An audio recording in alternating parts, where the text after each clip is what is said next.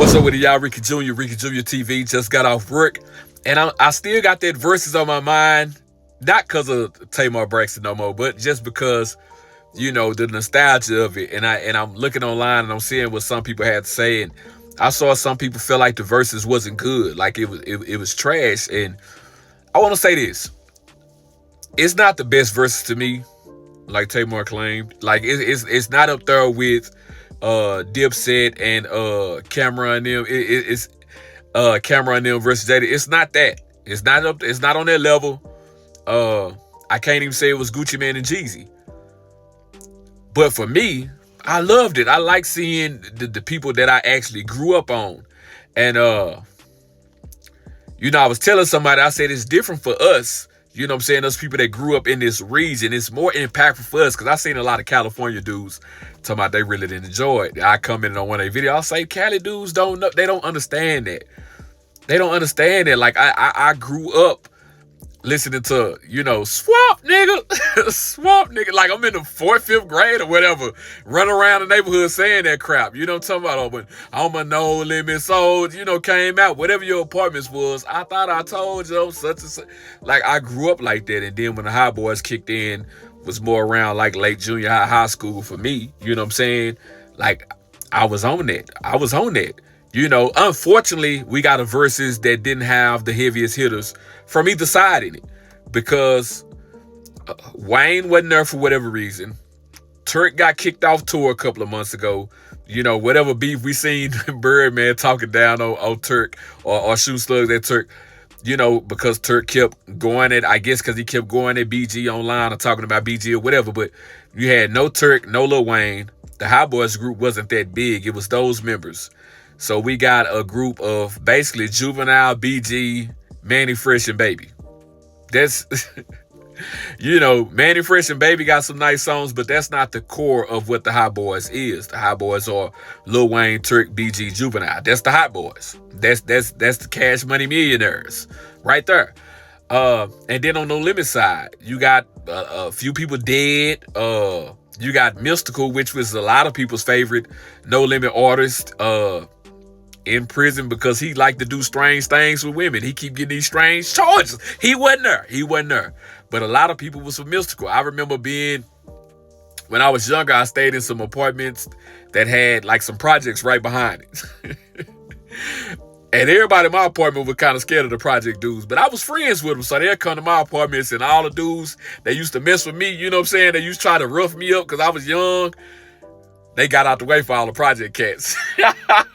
But anyway, they'll come over and one of my partners, man, one of my close friends at the time, every not Cash Money, every No Limit track that had Mystical, he playing it on repeat. This on tape days. Y'all young folk don't know nothing about it. Playing Mystical part over and over again. Like we was big time Mystical fans. Even when Mystical left Cash Money and he was, he had the Tarantula out. Like we was big Mystical fans, but Mystical not being there. Mr. Magic being dead. Soldier Slim being dead. They didn't need Mr. Servon. He not dead, but they didn't need him.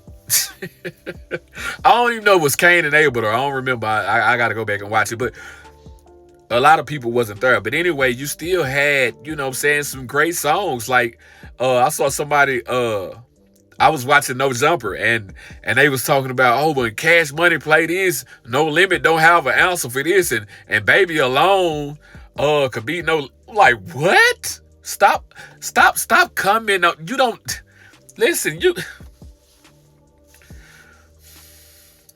you don't know how big No Limit was.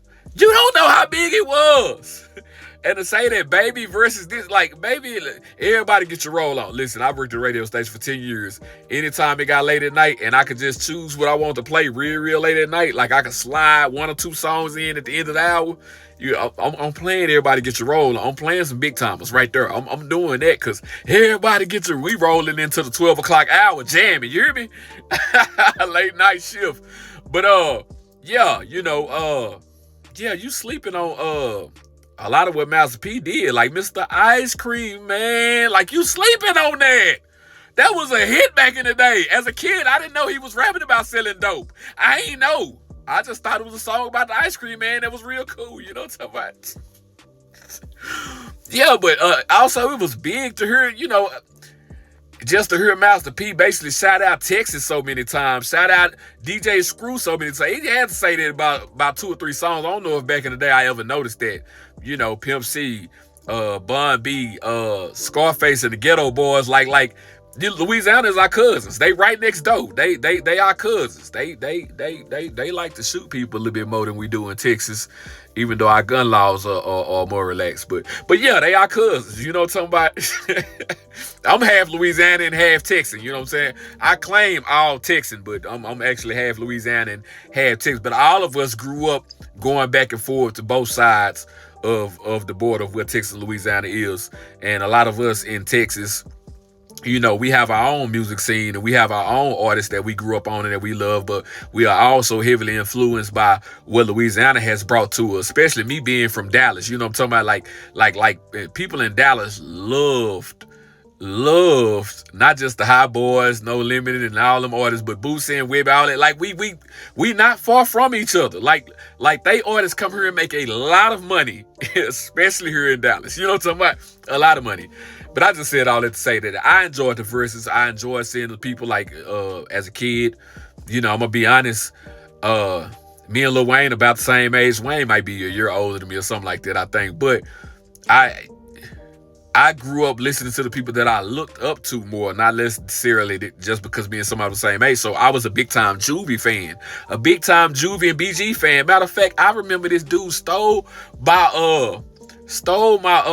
Chopper City. Was it Chopper City 1 or 2? Now I had beef with him for like 4 years in high school behind that CD. About 4 years.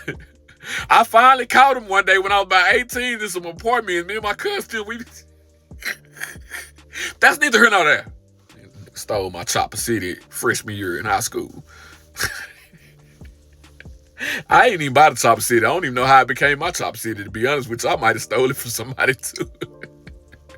I just said all that to say, man, I enjoyed the verses, man. For me, it was fun. Even seeing Mia X go out there and tear it up, rip it apart. Because when people talk about greatest female rappers, they tend to forget some of the women from the South, like Shauna White, Mia X, the Ghetto Twins. Like they forget some of the females down here that could go. You know what I'm saying? Gangsta Boo. You know what I'm saying? Lil Chat, like, you know, Mia X shouted them out too. You know what I'm talking about? But like, they forget like Mia X was on fire. Like she was, I remember which movie is that? Is that Bout It? Or I Got the Hook Up? Which one was that when she threw the bullet at him talking about that you ain't gonna be able to catch the next one? Ooh, Mia X. She was a little chubbier back then. She can still get it though. You know what I'm talking about? I'm rambling now.